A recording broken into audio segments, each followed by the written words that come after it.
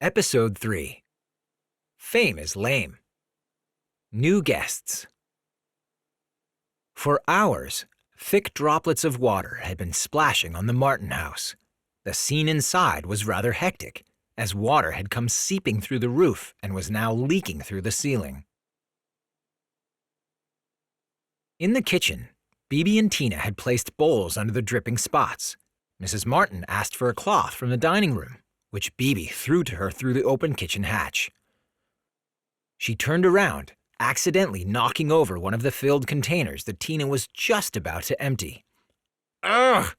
Her foot was soaking wet. Tina grinned. "Are you afraid of water now?" "Only one of us is, I believe," Bibi replied, unable to resist a friendly comeback. "Where is Chico anyway?" Tina asked. "Feeding the animals," presumed Mrs. Martin. "Or writing songs." Bibi went along, throwing a glance at Tina. "We also have to come up with something, maybe about show-offs." Tina looked at her thoughtfully, slightly amused.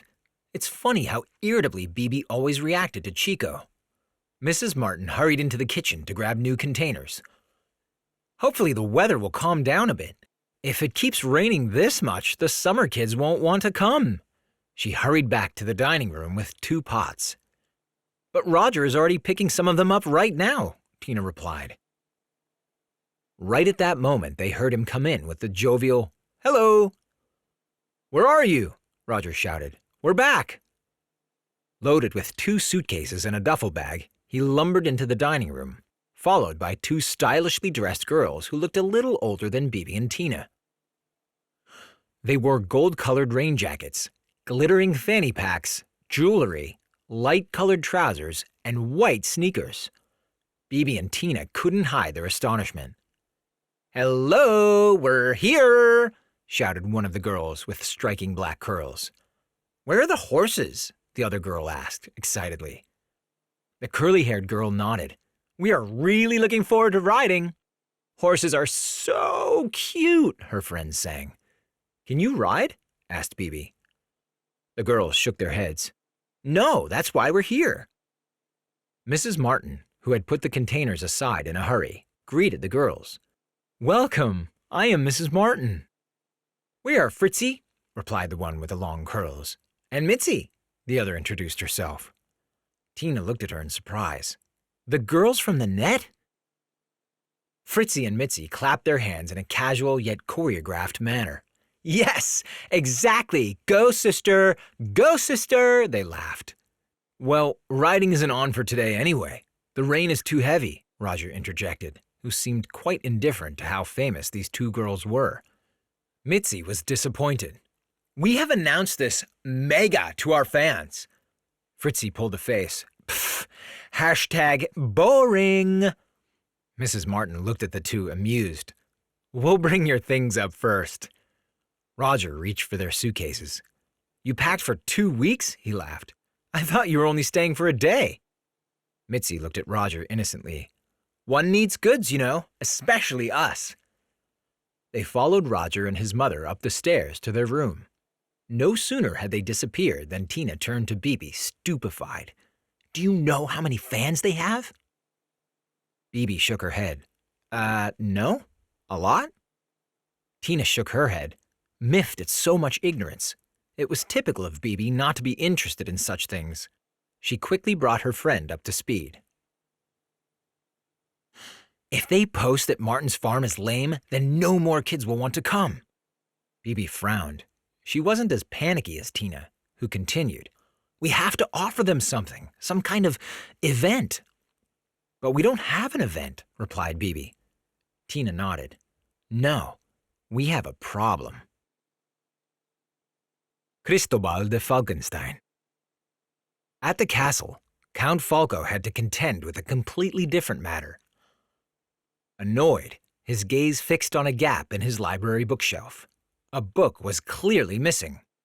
He shouted at once for his butler. "Ethelbert! Ethelbert! Where is the chronicle?" Ethelbert had no explanation. The 2 men could not have known that Chico was at Martin's farm, leafing through the Castle Chronicle at that very moment. The rainy day had come to the young Spaniard at just the right time.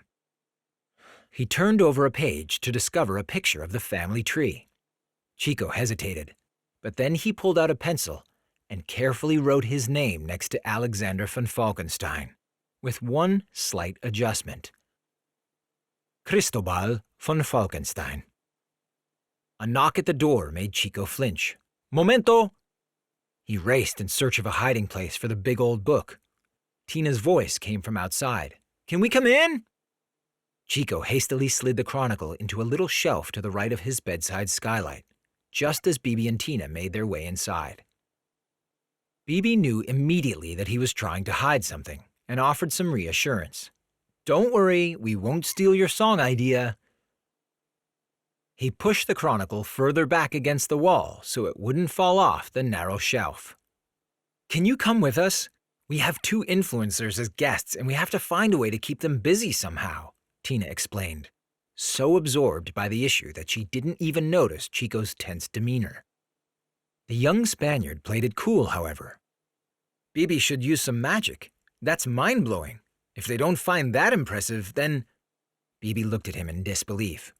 Witching is only for emergencies, she asserted. And by the way, you also owe me one. Catchphrase, lake rescue? She noticed that Chico was still leaning against the wall with his hand up and wasn't moving. She wondered. My eternal gratitude is not enough for you? This hurts, Chico replied nervously without changing his position. Bibi rolled her eyes. Forget it. No sooner had she exchanged a few words with Chico than she again had enough of him. It was always tit for tat. Flustered, she turned around and left with Tina, who trailed behind Bibi's sigh of frustration. When the 2 girls were out the door, Chico let out a deep breath. He didn't want to annoy Bibi, but she was certainly not allowed to find out that he'd taken the Castle Chronicle. We've got wild boars. Count Falco had meanwhile turned half the library upside down. He jumped up in front of the empty shelf to look into the last corner. My dear sir, I doubt that this will do any good, the butler remarked aptly. The chronicle must be somewhere, the Count noticed a movement in the entrance hall. His son had come down the stairs, head lowered, reading something on his smartphone. Ah, Alexander, cried the Count to stop him. I'm delighted that you've changed your mind and are now interested in our family history. What? Alex asked in surprise, still staring at his device. No? Count Falco followed up. Alex finally lifted his gaze. I have no idea what you're talking about, Father. I need a song. Excuse me? The Count asked with consternation. For my show, Alex explained. Since I brought Chico along, my boss thinks I have connections or something. I don't want to disappoint her. Count Falco replied with a touch of stifled anger. You'd rather disappoint me than your boss. In the background, the telephone rang. Seeing as how the Count did not react, Ethelbert hurried to pick it up. Alex sighed. Father, please. He really didn't have the stomach for his father's lectures. But Count Falco saw it differently and replied, The names of your ancestors are written in the chronicle, your great-grandfathers and great-grandmothers, but of course my son doesn't care about that. He went on, crescendoing into a rage, not realizing that Ethelbert had returned and wanted to tell him something. The Count went on. We have heroes in our family tree. We have scientists, and we have wild boar, Ethelbert interrupted him. The Count stopped abruptly and stared at him, confused. Excuse me? What? Alex also turned to him, puzzled. Ethelbert explained. That was the mill farmer on the phone. The wild boars have once again caused considerable damage in his cornfield. The Count was incensed. Oh, please, not again. He just wants compensation.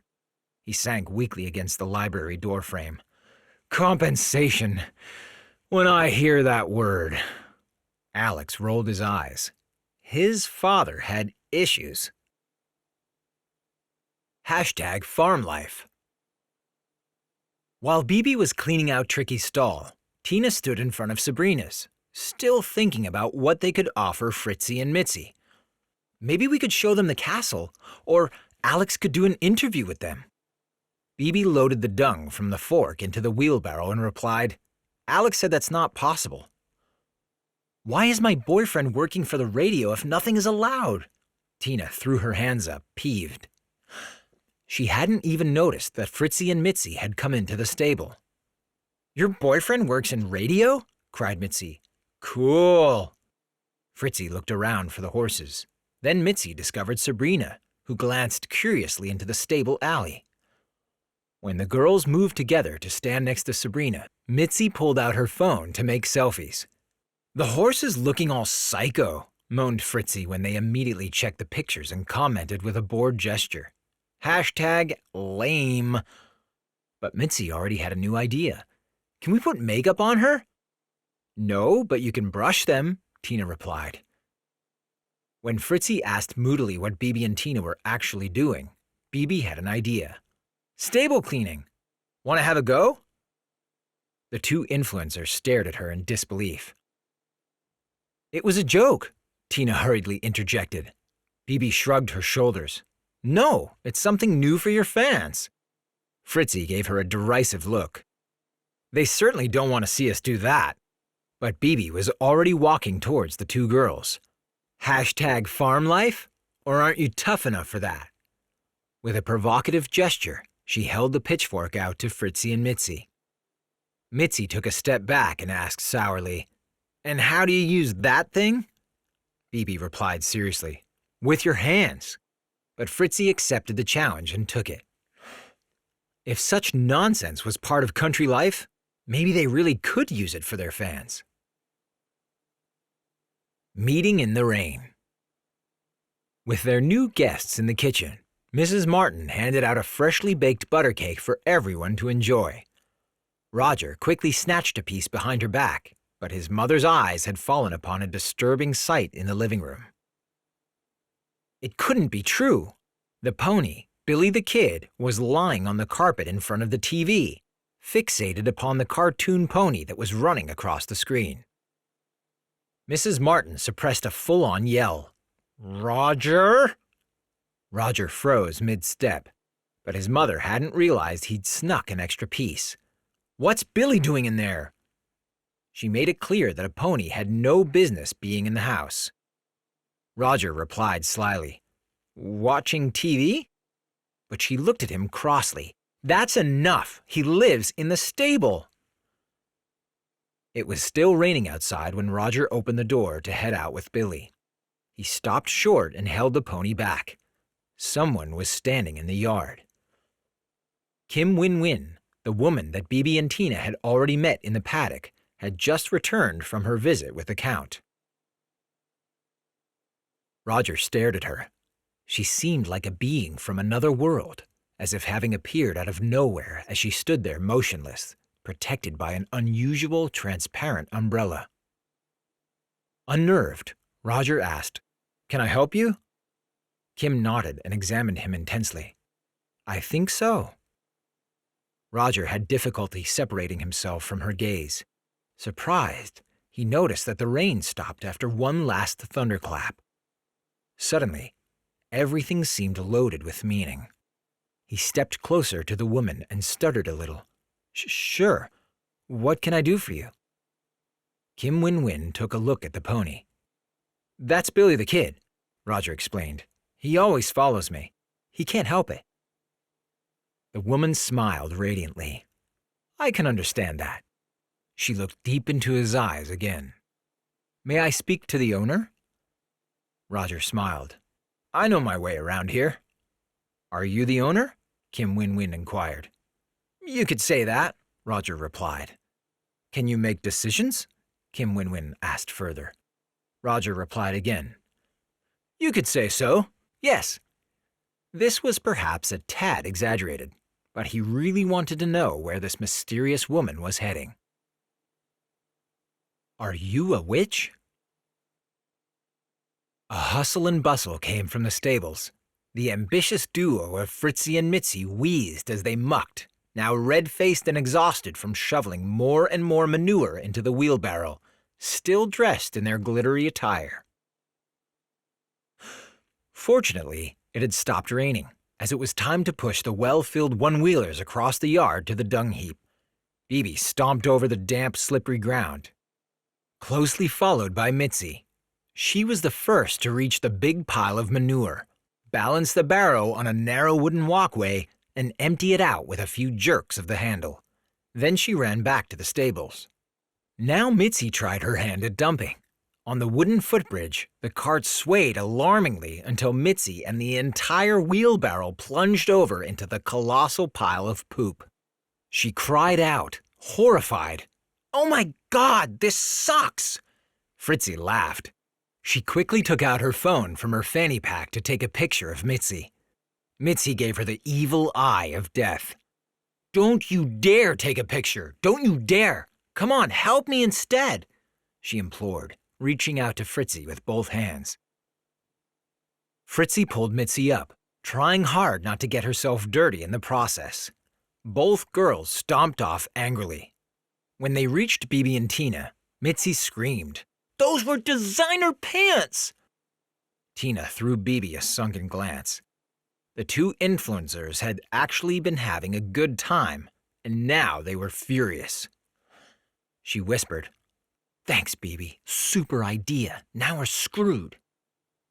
"Did you see that?" Mitzi continued resentfully and pointed to her cool jeans, which were covered in bits of rain-soaked manure. It wasn't so bad, Bibi thought, but for the sake of restoring the peace, she raised her arms and said, "Eeny, meeny, donkey dance. Spiff up Mitzi's designer pants. Whiz, whiz." At once, Mitzi's trousers were again spotless. The two girls stared at Bibi in complete bewilderment. You, Fritzy stuttered, tongue-tied. Mitzi also couldn't find her words. "Did you just—" Bibi shrugged. She was used to this reaction when someone witnessed this for the first time. "Are you a—" Mitzi asked incredulously. Bibi nodded calmly. "Yes, amazing!" cried Fritzy. "Can you do more witchcraft?" Mitzi asked quickly. Tina let out a sigh of relief. "Yes, Bibi is amazing." Fritzy and Mitzi were so perplexed that they had forgotten all about the dung drama. She looked at Bibi somewhat apologetically. "She can also conjure something sweet." Bibi was slightly annoyed by this admission. As a general rule, she never used spells for such frivolous purposes. On the other hand, Bibi would do anything to help Martin's farm. She spotted two little lambs near the paddock and again raised her hands, unaware that Fritzy was filming her. "Eeny, meeny, onesie sheep, a memory for all to keep. Whiz, whiz." In mid-stride, the two little lambs were wrapped in colorful onesies. Fritzy screamed, "Ah, how sweet! I want one of those!" Mitzi giggled uncontrollably. "I want both of them! Picture!" The little lambs hopped and toppled over to the girls in a friendly manner, sniffing Mitzi's hand trustingly. Fritzy could finally get some stellar photos. Hashtag mega cool. 5 years of feed. Over at the house, Roger had returned to the kitchen with Kim Win-Win and Billy the Kid in tow. Mrs. Martin reproached him again. "Billy's here again?" But then she saw the young woman at Roger's side and stared at her in amazement. "Mom, this is Kim Win-Win," Roger told her. "She wants to buy the grazing land on the other side of the road." "I see. Why?" asked Mrs. Martin and shook hands with Kim Win-Win. "First of all, I'm Suzanne Martin." Kim Win-Win gave Mrs. Martin her business card in perfect form. With a light smile, Mrs. Martin accepted it. "Thank you." Kim Win-Win explained the reason for her request. "You have a vein of gravel there. You're swimming in gray gold, the best material for exquisite houses." Mrs. Martin replied with a furrowed brow. "But we don't need any houses here." Kim nodded understandingly. "Don't think regionally. Think globally. We are one big community. Everyone gives something and everyone gets something. Roger stared at the young woman with fascination, which did not escape Mrs. Martin's attention, nor did the fact that Billy's soft muzzle was nibbling the fresh butter cake. She asked her son to please take the pony away and then turned to Kim Win-Win. Fine, but the lands don't belong to us. They belong to Count Falco. Laying the subject to rest. The Count has agreed, clarified Kim with a smile. Is that so? Mrs. Martin asked in surprise. If you withdraw from the lease, the businesswoman completed her sentence. We didn't lease the meadows for nothing. This is pasture land for our animals, Roger remarked critically. But Kim Win-Win also had a suggestion.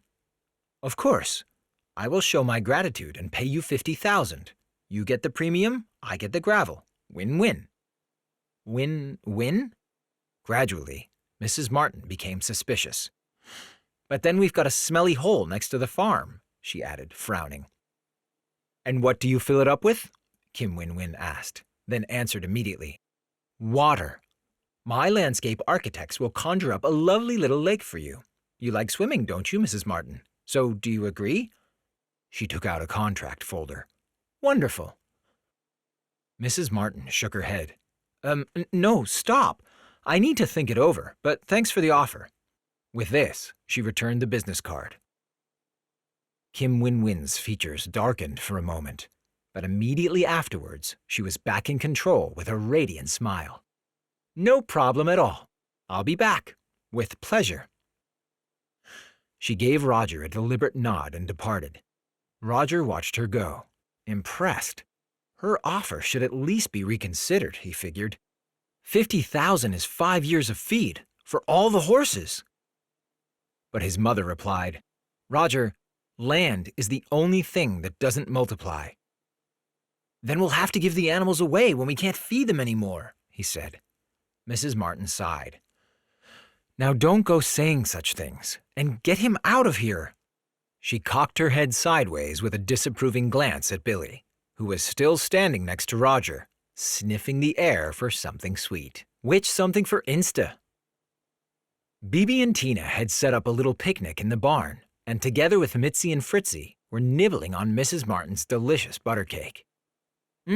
Really tasty, Mitzi mumbled with her cheeks stuffed. Fritzy also munched with delight. Hashtag mood food. And it's all organic, Tina threw in. Mitzi sneezed and asked, I guess the dust is too? Where there is dust, there is peace, Bibi answered and grinned at Tina. In fact, it was wonderfully peaceful at the moment. But not for long. Fritzy pulled out her phone, which was always glued to her hand, and began swiping. Then she looked up at Bibi excitedly. Your post already has 30,000 likes. It's gone totally viral. Psyched, she gave Mitzi a high five. We'll make you famous. Bibi was totally perplexed. Tina also looked irritatedly from one girl to the other. Fritzy explained, So, I posted earlier how you're a witch. Mitzi added, But you have to increase your range. Go ahead, cast a spell on something for Insta. She promptly whipped out her phone to film Bibi again. But Bibi refused. No! Do I look like a circus pony? Besides, you haven't even asked me. You can't just post this. Tina felt the same way. She also felt guilty, as it was she who'd asked her friend to perform. And if it weren't for that, the girls would not have made the post. Fritzy was confused. It's cool, though. The first step to your own fan base. I don't want a fan base, cried Bibi. I simply want to enjoy my vacation here. I look forward to it the whole year. I've got the best horses, the best friend, and have the best time possible. I want to taste, feel, laugh, have fun. Or do you have an app for that too? She broke away angrily. Tina followed. Bibi, wait for me.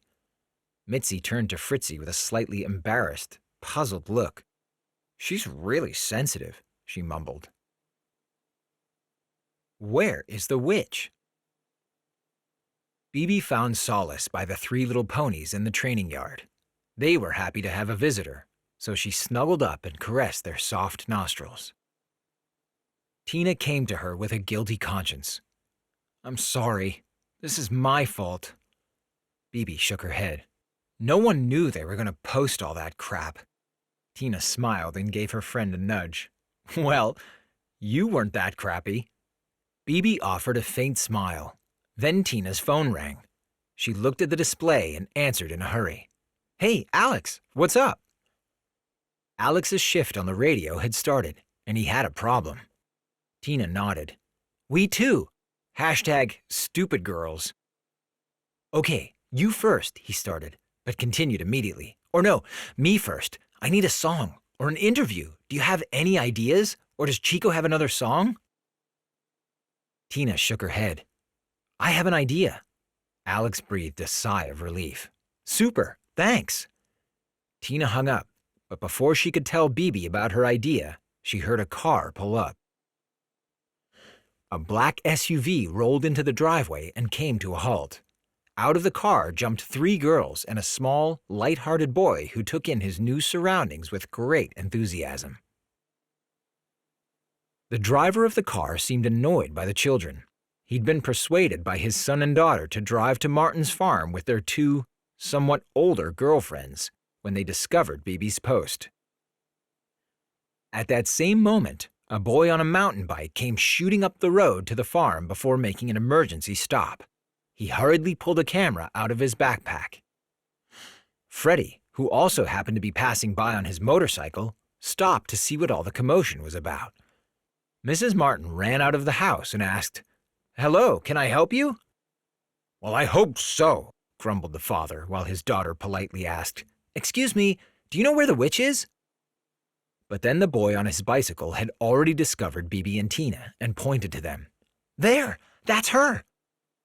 The girls screamed and ran towards them with the little one. The boy with the bicycle pulled out a selfie stick for his camera and hurried over. Freddie took his helmet off and asked, "What's going on here?" But Mrs. Martin just shrugged her shoulders cluelessly. She didn't have the faintest idea what all the fuss was about.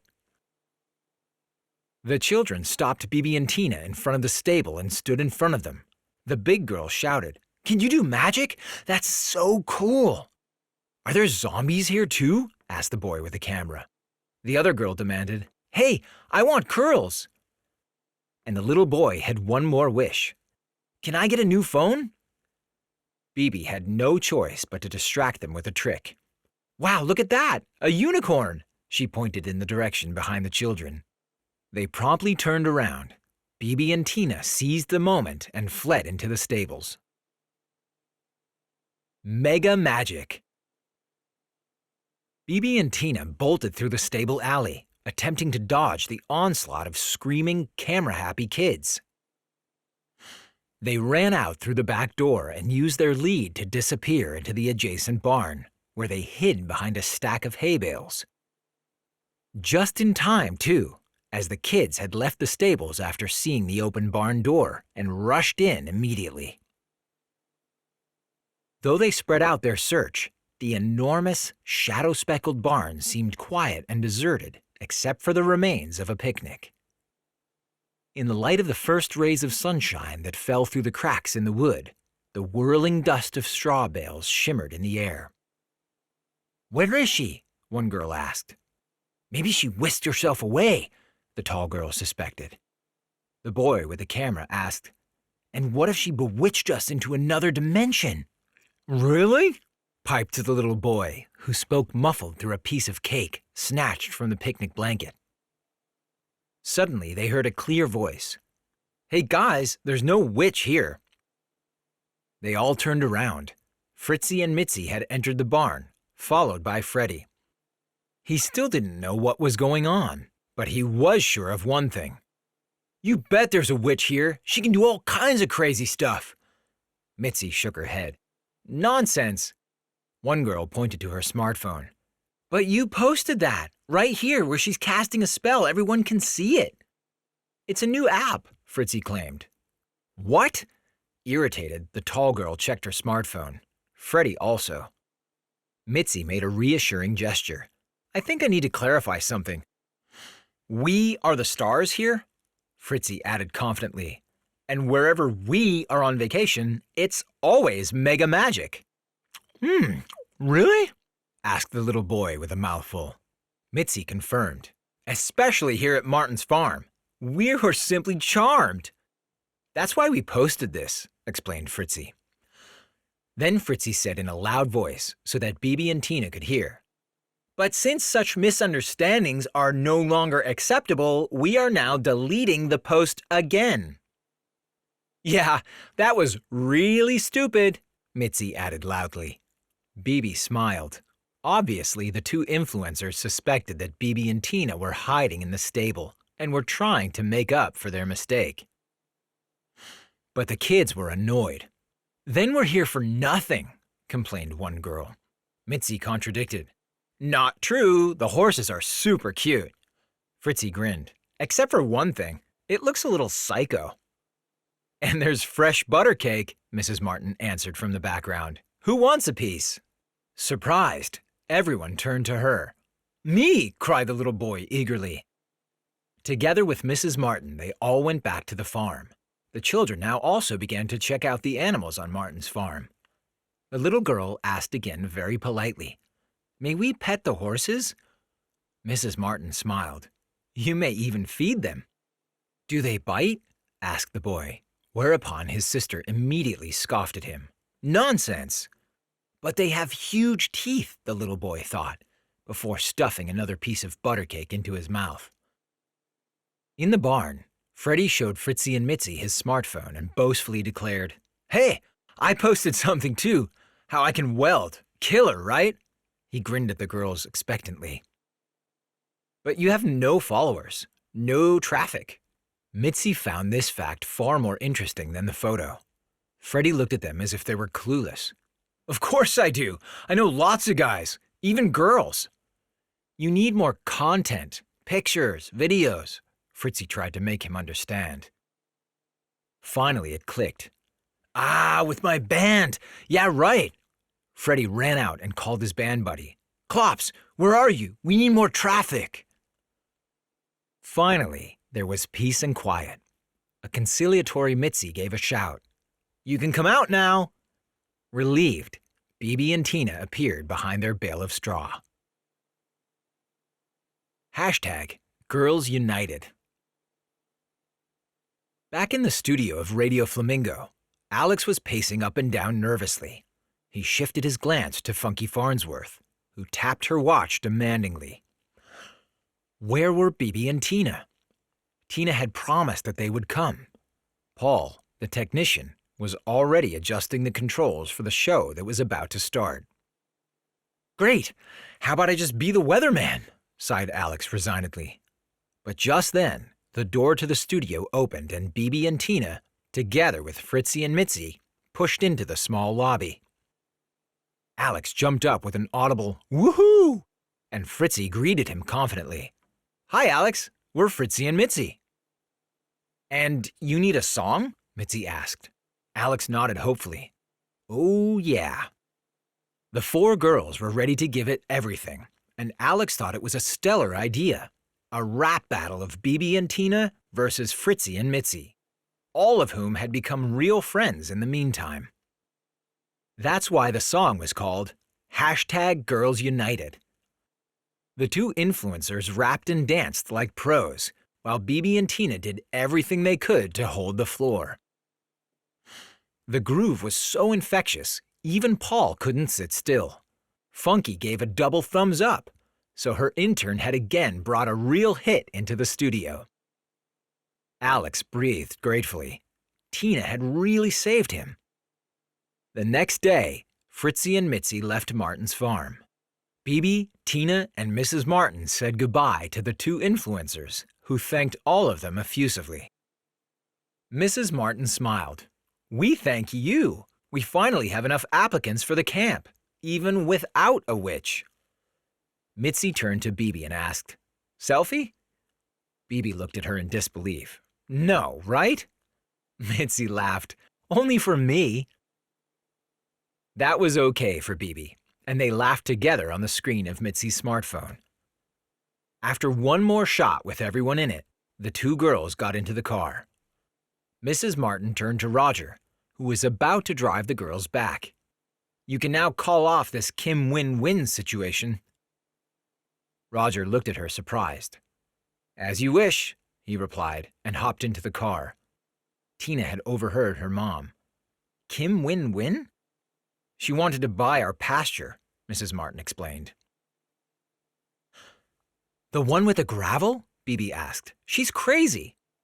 The car started and Roger drove off. Bibi and Tina waved eagerly after it. They had really taken a liking to Fritzy and Mitzi. Shortly afterwards, Count Falco trotted into the courtyard on his stallion. He seemed utterly stressed. Mrs. Martin greeted him somewhat nervously. Falco, everything all right? No, dear Suzanne, nothing is all right, he replied angrily. Just calm down a bit, please, Mrs. Martin lowered her voice. Count Falco took a deep breath. I am here to inform you as my tenant that the pack has destroyed everything. The pack? Tina asked. The wild pigs were again in the cornfields, continued the Count with a theatrical gesture. Your meadows were plowed over too.